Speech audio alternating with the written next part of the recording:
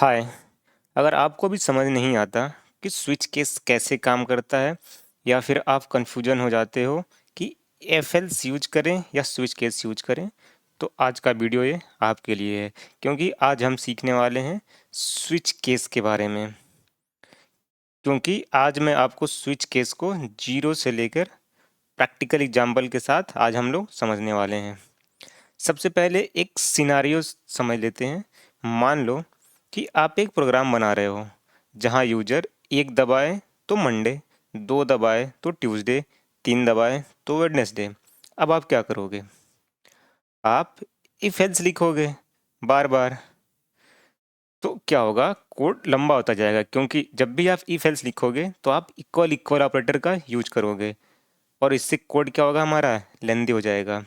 अब यहीं पे आता है स्विच केसेस।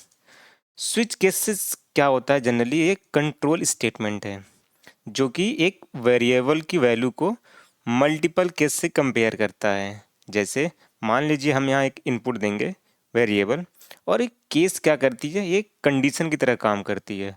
जो भी हम यहाँ इनपुट दिए रहेंगे स्विच में, वो ये केस क्या करती है? उसको मैच करती है। अगर वो वैल्यू मैच हो गई तो फिर हमारा कोड क्या होता है? रन करता है या एग्जीक्यूट करता है, उसके बाद में ब्रेक हो जाती है।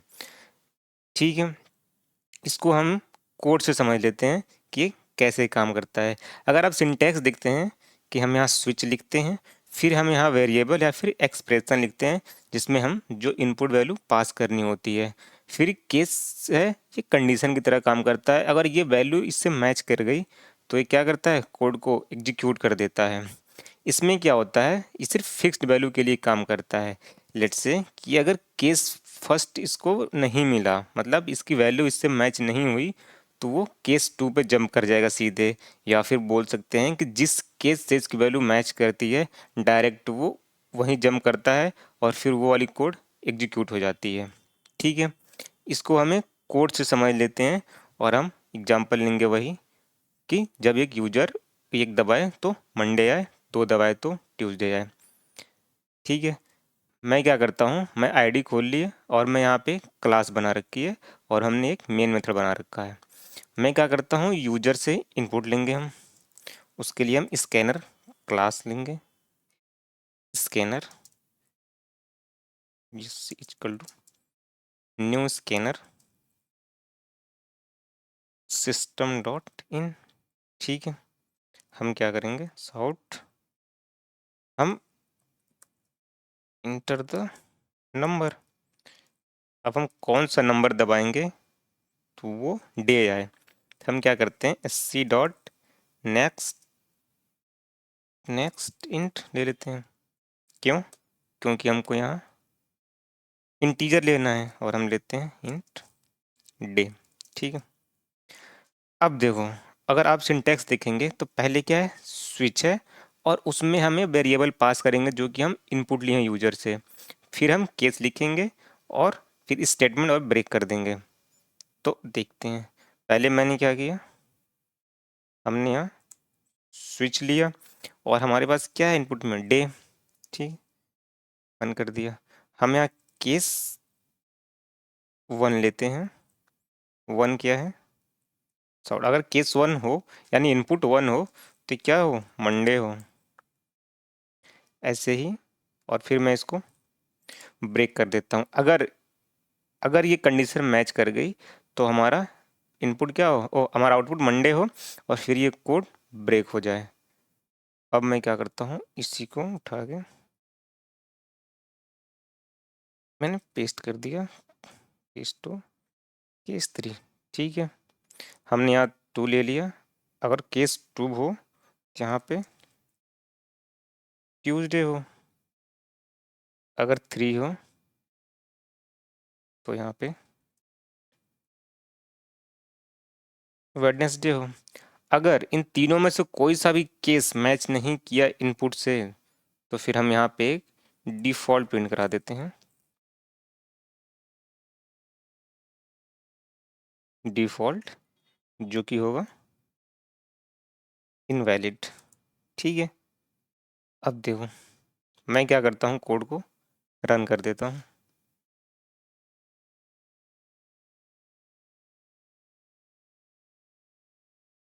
हमारा कोड रन हो गया। अब मैं इनपुट कर देता हूँ 2। ठीक, देखो क्या आ गया हमारा, ट्यूसडे। ठीक है, सबसे पहले हमारा इनपुट में क्या है, डे। स्विच क्या करेगा, इस वाले वेरिएबल को जो हमने इनपुट दिया है उस वाले को ये चेक करेगा कि इस वैल्यू को चेक करना है। और केस हमारा काम कर रहा है कंडीशन की तरफ। अगर ये वैल्यू मैच हो गई, लेट से हमने इनपुट 2 दिया, 2 मैच हो गई तो प्रिंट हो गया ट्यूसडे। अच्छा एक बात और, फिर क्या होता है, ब्रेक कर दिया, इसका मतलब क्या हो गया, प्रोग्राम ब्रेक हो गया। अगर हम ब्रेक को हटा देते हैं, लेट से हम ब्रेक को हटा देते हैं तो क्या होगा, तो ये होगा कि अगर कंडीशन हमारी मैच कर गई तो ये तो प्रिंट होगा ही, अभी भी कोड ऑन है हमारा, और ये केस 3 भी प्रिंट हो जाएगा। क्यों, क्योंकि हमने यहाँ पे ब्रेक नहीं किया है। लेट से मैंने इसको रन किया, अब आप देखो मैंने यहाँ 2 एंटर किया, देखो क्या हुआ, ट्यूसडे वेडनेसडे। तो ये गलती नहीं करना है कभी, जब भी केस लिखना है हमें ब्रेक ज़रूर लगाना है। अगर जो हम ब्रेक नहीं लगाते हैं और वो कंडीशन ट्रू होती है तो उसके नीचे जो भी कंडीशन होगी वो भी प्रिंट हो जाएगी। अगर इसके नीचे भी ब्रेक नहीं होता तो ये डिफ़ॉल्ट वाला भी प्रिंट हो जाता है। ठीक है, तो ये रहा हमारा स्विच केस का एग्जाम्पल। हम एक और एग्जाम्पल ले लेते हैं कि मान लीजिए एक क्लास है, उसमें बहुत सारे स्टूडेंट हैं और सबकी रैंक या सबकी ग्रेड अलग अलग है। किसी की ग्रेड ए है, किसी की ग्रेड बी है, किसी की सी है। तो हम इसको अलग अलग कर सकते हैं कि जिसकी ग्रेड ए है वो एक्सीलेंट है, जिसकी ग्रेड बी है वो गुड है, जिसकी ग्रेड सी है वो एवरेज है। तो हम इसको भी स्विच केस से ही कर देते हैं। क्यों, क्योंकि स्विच केस हमारा एक फिक्स्ड वैल्यू के लिए काम करता है।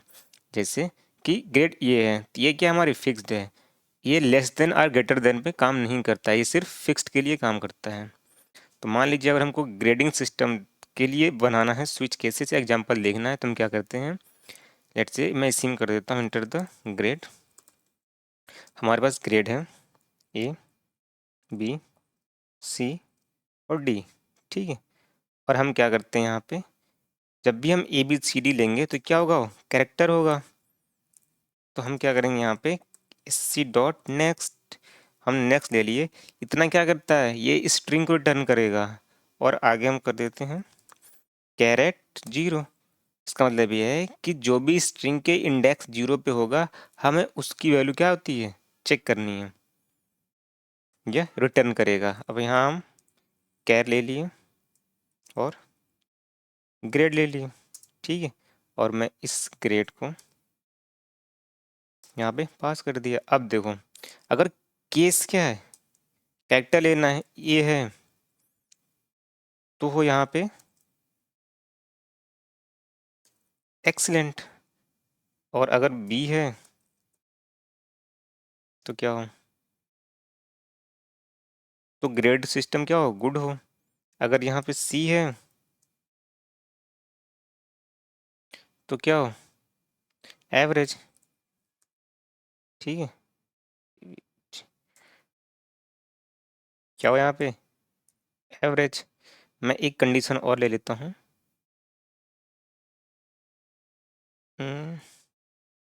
मैंने ले लिया डी, तो एवरेज सिस्टम क्या हो, यहाँ पुअर कर दिया। अगर इसमें से कुछ भी नहीं है तो क्या हो,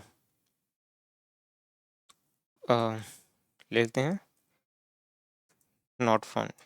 ठीक है, कोई ग्रेड नहीं है। अब देखो इसमें क्या होगा कि ग्रेडिंग सिस्टम में अगर हम यूजर से ये इनपुट देते हैं तो ये केस चेक करेगा। अगर कंडीशन ट्रू हो गई तो हमारे पास क्या आ जाएगा, एक्सीलेंट। अगर केस सेकेंड अगर जो कंडीशन को मैच कर गया तो आएगा गुड। मान लो मैंने इसको रन कर दिया। ठीक है, अब मैंने क्या किया, यहाँ पे मैंने सी एंटर कर दिया तो आउटपुट क्या आएगा, आउटपुट आना चाहिए एवरेज। ठीक है, बट आएगा नॉट फाउंड।